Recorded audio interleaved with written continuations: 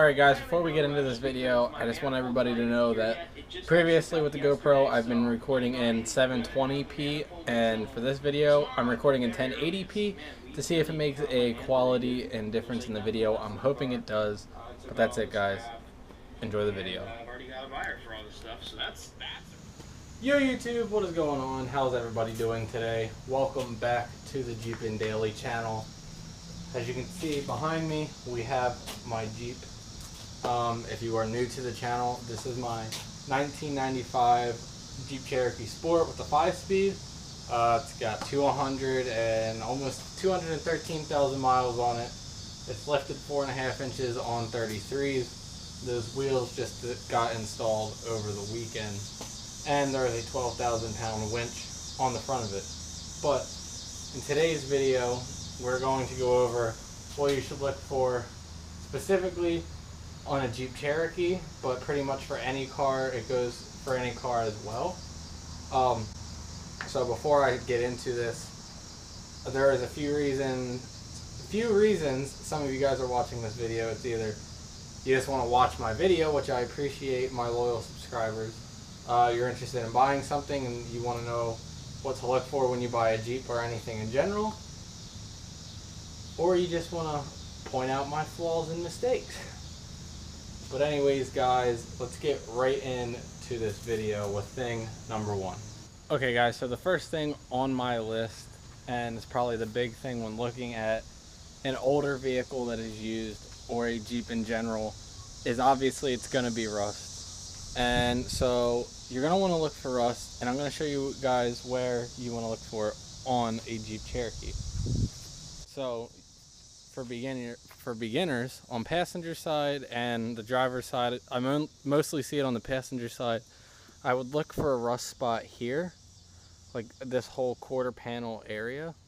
On the 97 plus Jeep, so from the 97 to 2001 Jeep Cherokees, there's a plastic piece that comes around this whole bumper that hides this area, which on the 96 and older, it stops here, so this is exposed. But on the 97 to 2001, if this plastic piece is here, you're going to want to look behind the fender flare and poke around. As you can see, mine when I first got it wasn't rusting, and now it's starting to get rust and become a hole. This plastic piece actually broke off and stopped protecting it, but it's not as bad as most of them usually are. So another spot you're going to want to look also is the rocker panels. You'll probably notice if you drive down the road and see any Cherokee, you probably see surface rust or even holes on the side.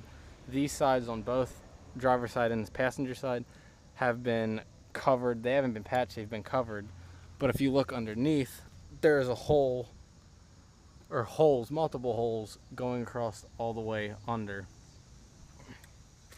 So leading from the rocker panels to the underside of the Jeep, which this glue is finally coming apart, you're going to want to look at your floors. So here somebody covered it. Again, they didn't patch it, they just covered the rust, but you probably can't tell on camera, but there is definitely holes underneath of there, as well as a spot that hasn't been covered here on my rear floor. This is actually what I'm poking here is my carpet. So this is steel, here's a hole, and here's the carpet, as well as back here. So those are some main spots you're going to want to look on the Cherokee. Now we're going to keep continuing with the rust because this thing has a lot of it. So much better way to help you guys look for rust on a Jeep than on a rusty Jeep. So on my unibody, or around my unibody I should say, you can actually, the unibody isn't even attached to the floor. What I just touched there is my carpet, as well as this side. The unibody actually has holes in it, or a hole in it, and up around the rear floor you can poke the carpet.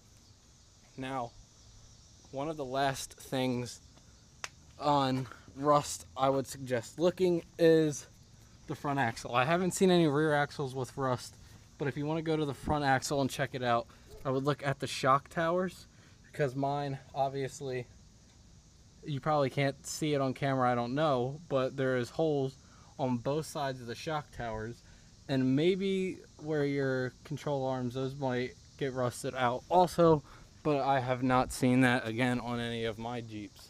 That's just a long portion of where to look for rust. So I mainly, if you don't want a Jeep with rust, that's why I made it number 1, because you're just gonna want to figure out where to look for rust.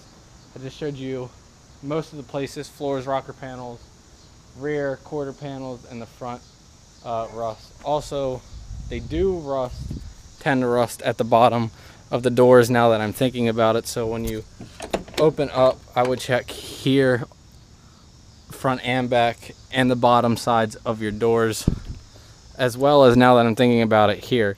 So as you can see, somebody did a very, very bad welding job on this door hinge.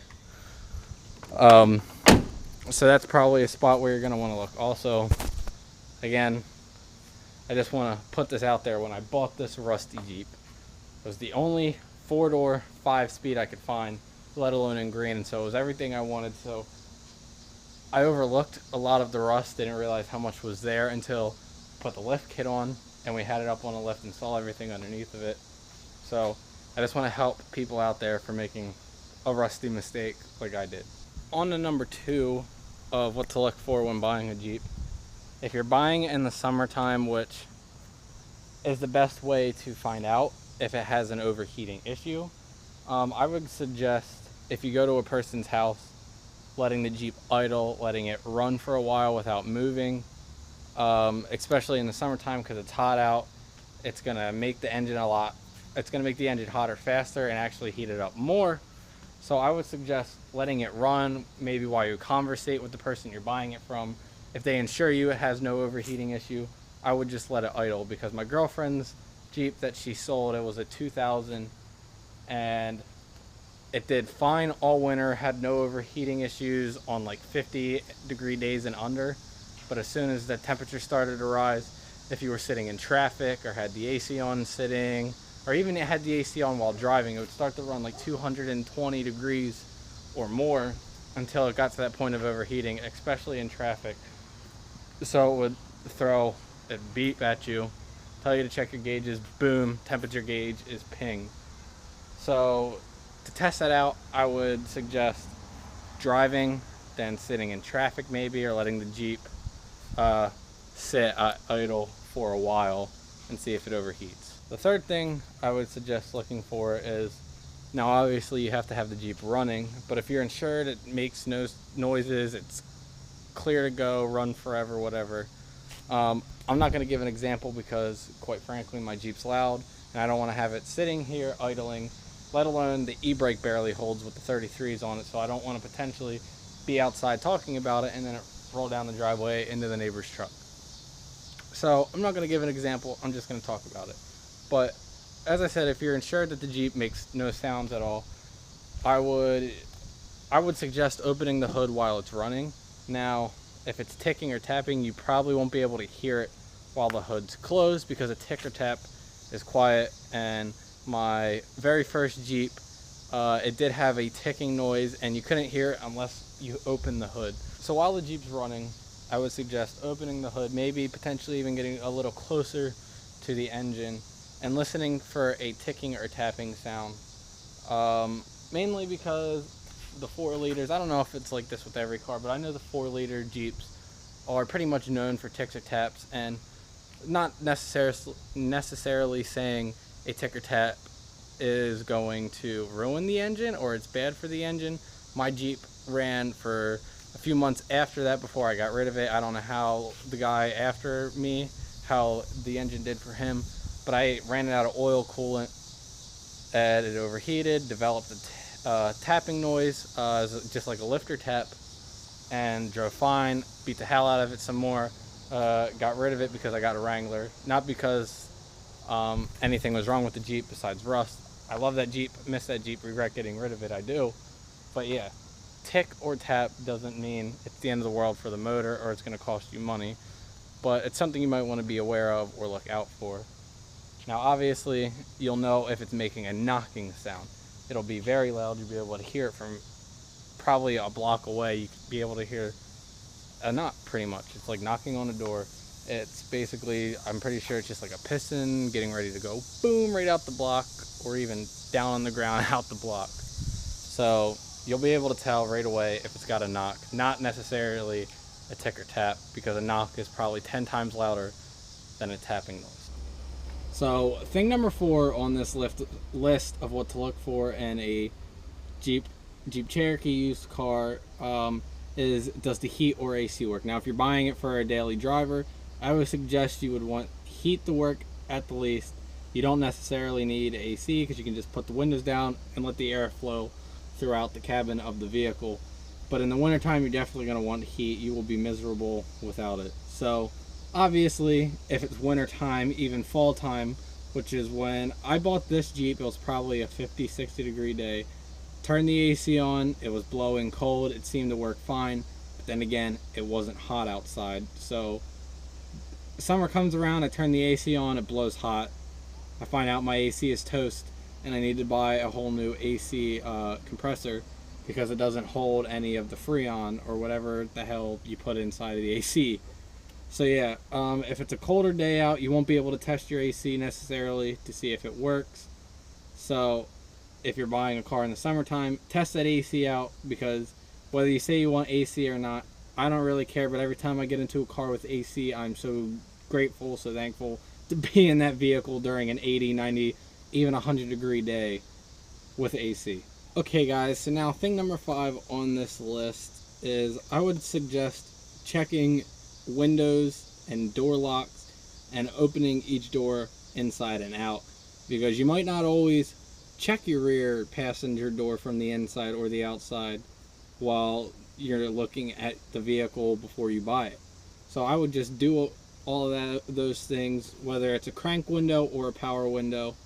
For example, if on a power window, I would go to every door and switch up and down every button, see if the switch works, because in my girlfriend's Jeep, her switches did, when we bought it, they worked, and then we get home, turn it off, turn it back on, whatever, and then they don't work. So her system was very temperamental with the locking mechanism, where it would work only from the driver's side door most of the time. Like, I would say 90% of the time, you can only put down the windows from the driver's side door, and then the other 10% you can put them down from all 4 doors. So I would just check that to begin with. Now, for a vehicle with crank windows, I would go around, roll every window down and roll every window up. Now, in my Jeep, everything worked crisp when I first got it, but over time, this regulator on the inside of this door actually ended up stripping. So when I would put it down, it would go down fine, but when you go up, it would skip a couple teeth and then grab for a little bit, go up a little bit, and then skip a couple teeth, and then repeat the process till the window's all the way up. So now, because of that, when it would grab, it actually broke. My handle ended up breaking on me, so now I just use my hands, and to get it all the way up, I use wrench, pliers, whatever I have, just to finish rolling it all the way up. Okay guys, so thing number 6 on this list is going to be, check the 4-wheel drive. If it is a 4-wheel drive vehicle, I would suggest pulling the handle up, checking 2-wheel drive, 4 high, 4 low, and if it has a full-time option, even checking the full 4-wheel drive full-time engagement.